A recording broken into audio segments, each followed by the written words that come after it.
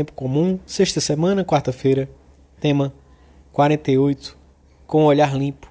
Pontos a meditar: 1. A guarda da vista. 2. No meio do mundo, sem ser mundanos. 3. Um cristão não vai a lugares ou espetáculos que desdigam da sua condição de discípulo de Cristo. Pelo sinal da Santa Cruz, livrai-nos Deus, nosso Senhor, dos nossos inimigos. Em nome do Pai, do Filho e do Espírito Santo. Amém. Meu Senhor e meu Deus, creio firmemente que estás aqui, que me vês, que me ouves. Adoro-te com profunda reverência.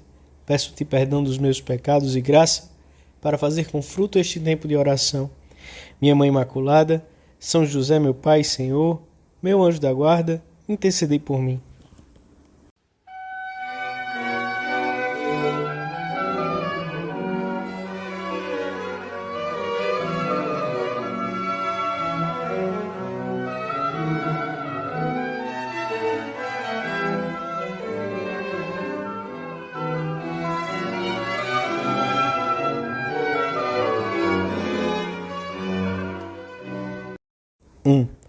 Jesus chegou a Betsaida com seus discípulos e logo lhe levaram um cego para que o tocasse. O Senhor tomou o cego pela mão, levou-o para fora da aldeia e ali fez lodo com saliva e aplicou-o nos seus olhos. A seguir, impôs-lhe as mãos e perguntou-lhe se via alguma coisa. O cego, levantando os olhos, disse: Vejo os homens como se fossem árvores que andam. O Senhor voltou a impor-lhe as mãos sobre os olhos e então o cego começou a ver de modo que distinguia bem e claramente todas as coisas. As curas do Senhor costumavam ser instantâneas. Esta, porém, seguia um pequeno processo, talvez porque a fé do cego no começo fosse fraca e Jesus quisesse curar-lhe ao mesmo tempo a alma e o corpo. Ajudou esse homem, a quem tomou pela mão com tanta piedade, para que sua fé se fortalecesse. Passar de não ter nenhuma luz a ver confusamente já era alguma coisa, mas o mestre queria dar-lhe uma visão nítida e penetrante para que pudesse contemplar as maravilhas da criação. Muito provavelmente, a primeira coisa que o cego viu foi o rosto de Jesus, que olhava para ele comprazido. O que aconteceu a este homem cego em relação às coisas materiais pode servir-nos para considerar a cegueira espiritual. Frequentemente encontramos muitos cegos espirituais que não veem o essencial, o rosto de Cristo, presente na vida do mundo. O Senhor referiu-se muitas vezes a este tipo de cegueira, por exemplo, quando dizia aos fariseus que eram cegos ou quando aludia àqueles que têm os olhos abertos mas não veem. É um grande dom de Deus manter o olhar limpo para o bem, ver o Senhor no meio dos afazeres diários, encarar os homens como filhos de Deus, penetrar no que realmente vale a pena, e mesmo contemplar junto de Deus e com os olhos de Deus a beleza divina que Ele deixou como um rastro nas obras da criação. Por outro lado, é necessário ter um olhar limpo para que o coração possa amar, para mantê-lo jovem, como Deus deseja. Muitos homens não estão inteiramente cegos, mas têm uma fé muito fraca e um olhar apagado para o bem. Esses cristãos mal reparam no valor da presença de Cristo na Sagrada Eucaristia, no imenso bem do sacramento da penitência, no valor infinito de uma única missa, na presença a seu lado do anjo da guarda, na beleza do celibato apostólico. Falta-lhes limpeza de alma e uma maior vigilância na guarda dos sentidos, que são como as portas da alma e, de modo particular, da vista. Todo aquele que começa a ter vida interior aprecia o tesouro que traz no coração e procura evitar com o maior esmero a entrada na alma de imagens que impossibilitem ou dificultem o seu relacionamento com Deus. Não se trata de não ver, porque precisamos da vista para andar pela rua, para trabalhar, para nos relacionarmos, mas de não reparar naquilo em que não se deve reparar, de sermos limpos de coração, de vivermos com naturalidade o necessário recolhimento dos sentidos. E isto no ambiente em que estamos, nas relações sociais, ao irmos de um lado para o outro. A lâmpada do corpo é o olho. Se o teu olho for simples, todo o teu corpo estará iluminado. Mas se o teu olho for malicioso, todo o teu corpo estará em trevas. Seria uma pena se alguma vez, por não termos sido delicadamente fiéis nesta matéria, ao invés de vermos o rosto de Cristo com toda a nitidez, divisássemos apenas uma imagem esfumada e longínqua da sua figura. Examinemos hoje na nossa oração como vivemos essa guarda da vista, tão necessária para a vida sobrenatural, isto é, para ver a Deus persuadidos de que, se não se tem esse olhar limpo, a visão torna-se confusa e disforme.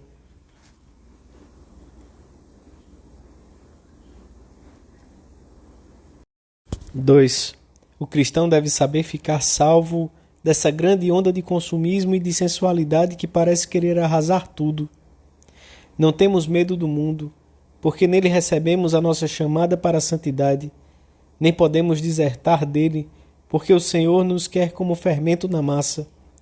Nós, os cristãos, somos uma injeção intravenosa na corrente circulatória da sociedade.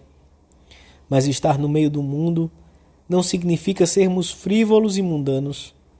Não te peço que os tires do mundo, pediu Jesus ao Pai, mas que os livres do mal.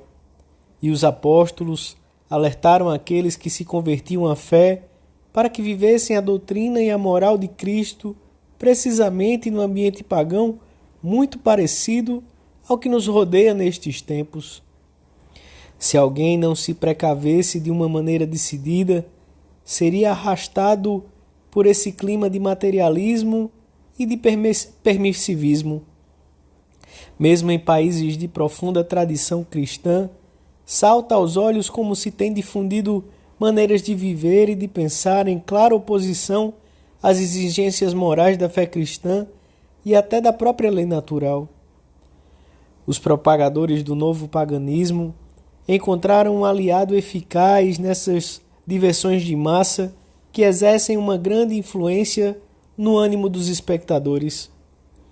Nos últimos anos, tem proliferado cada vez mais esses espetáculos que, sob os mais diversos pretextos ou sem pretexto algum, fomentam a concupiscência e um estado interior de impureza que dá lugar a muitos pecados internos e externos contra a castidade.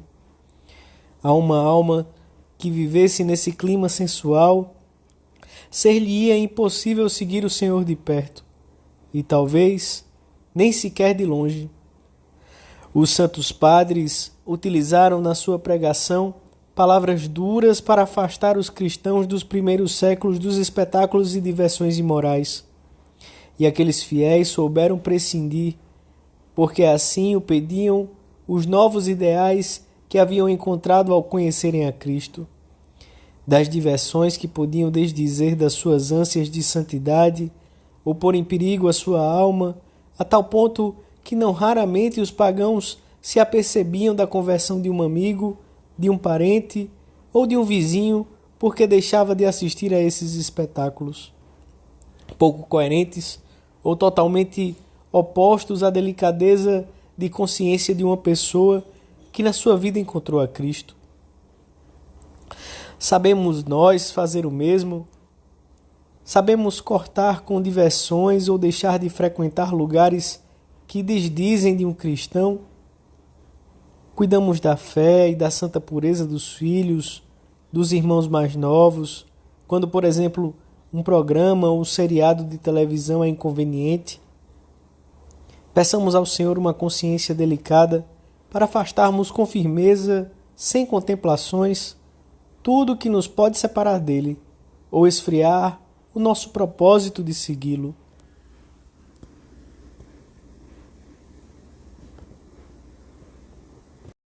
Três.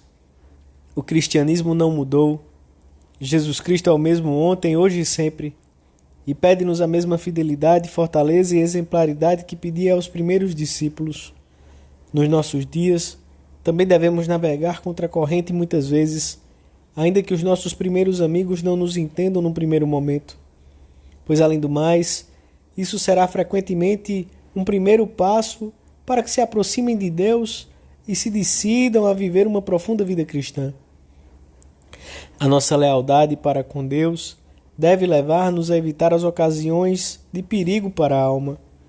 Por isso, antes de ligarmos a televisão ou de irmos a um espetáculo, devemos ter a certeza de que não serão ocasião de pecado. Na dúvida, devemos prescindir desses entretenimentos e, se, por estarmos mal informados, assistimos a um espetáculo que não condiz com a moral, lembremos-nos de que a atitude de todo bom cristão é levantar-se e ir-se embora.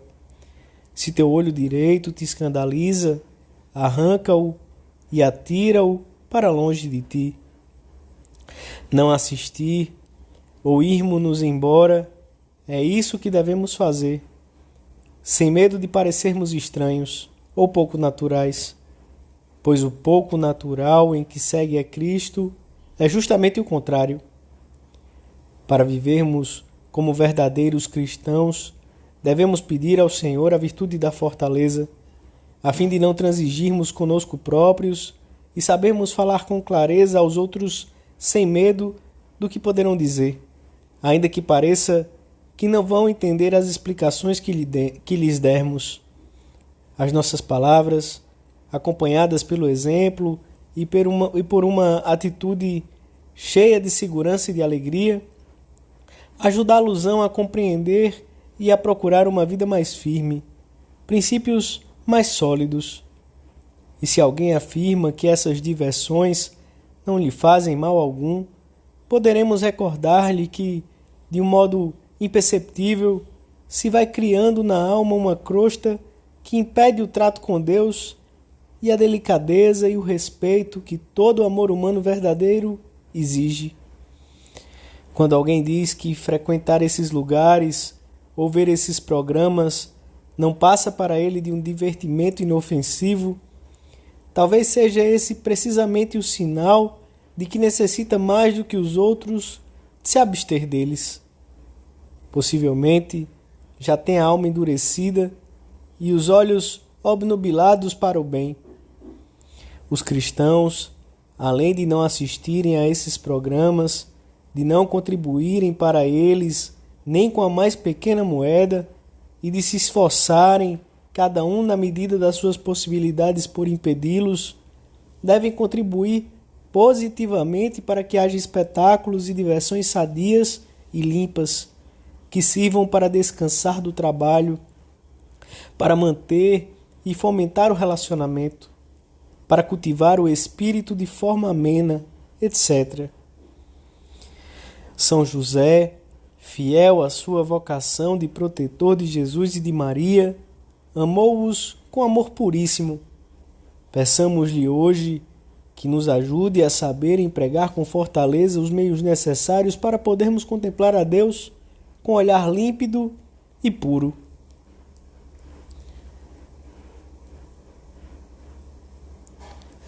Dou-te graças, meu Deus, pelos bons propósitos, afetos e inspirações que me comunicaste nesta meditação. Peço-te ajuda para os pôr em prática. Minha Mãe Imaculada, São José, meu Pai, Senhor, meu anjo da guarda, intercedei por mim.